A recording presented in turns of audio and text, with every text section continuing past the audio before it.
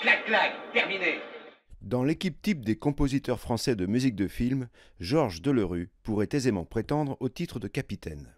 Avec Maurice Jarre, Éric de Marsan, François de Roubaix, Michel Legrand, Philippe Sard, Vladimir Cosma, Francis Lay, Michel Colombier, Gabriel Yared, la team aurait de la gueule. Georges Delerue est né le 12 mars 1925 à Roubaix, terre de fanfare et de musique populaire.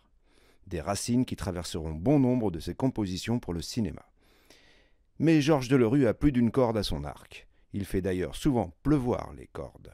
Son averse la plus connue, un véritable déluge, est tombé sur le monde du cinéma en 1963 dans le film de Jean-Luc Godard, Le Mépris.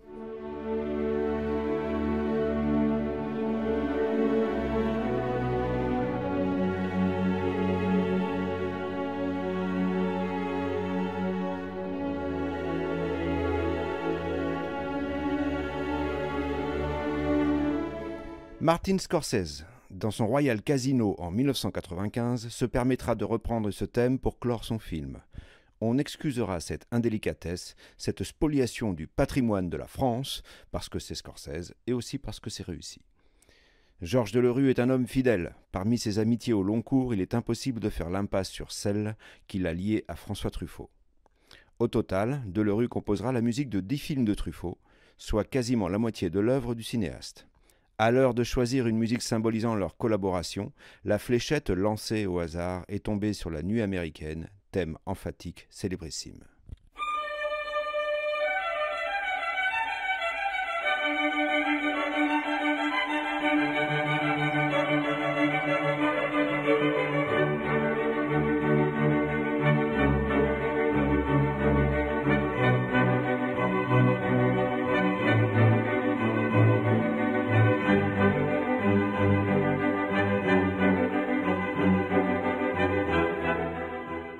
Fidélité et loyauté encore avec Philippe de Broca.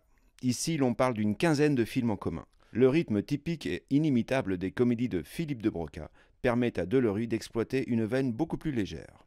Il s'en donne à cœur joie dans Les Tribulations d'un Chinois en Chine.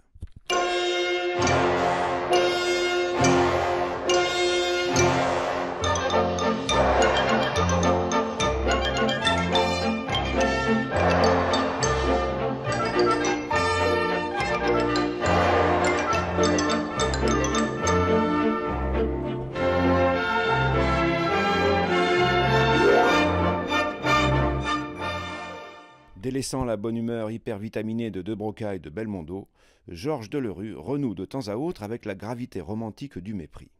Dans L'importance d'aimer d'Andreï Julaski en 1975, il signe plusieurs thèmes collant parfaitement à la noirceur sentimentale du film et à la passion résiliente de Romy Schneider et de Fabio Testi, survivante à toutes les vacheries et vislardises de l'humanité.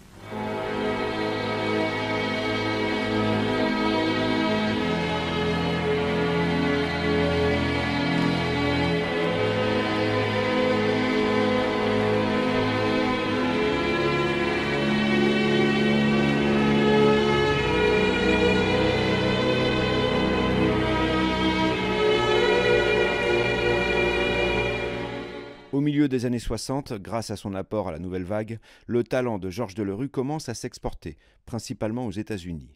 Jusqu'à la fin de sa carrière, il travaillera, comme Maurice Jarre avant lui, avec bon nombre de réalisateurs étrangers. Fred Zinman, John Frankenheimer, Mike Nichols, Bernardo Bertolucci, George Cukor, Bob Rafelson, Agnieszka Holland font ainsi appel à lui.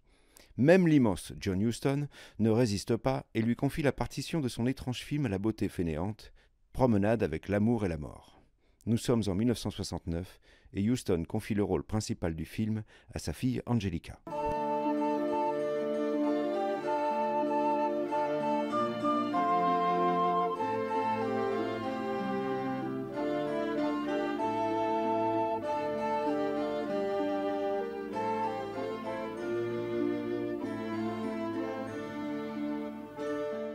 La jeune génération est également sous le charme du compositeur de Roubaix. Il y a une astuce dans cette dernière phrase. Oliver Stone en fait partie et engage Delerue pour signer la bande originale de deux de ses films les plus réussis, Platoon et Salvador, avec, dans ce dernier, James Woods, James Belushi et John Savage. Au fil des années, Salvador a rejoint la cohorte des films underrated, comme disent les anglo-saxons.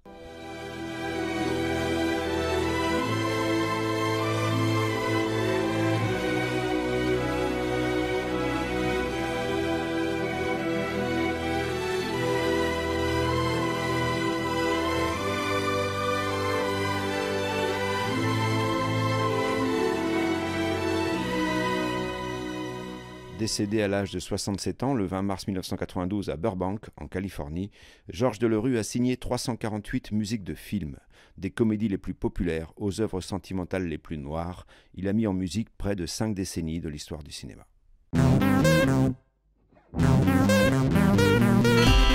Radio Cob.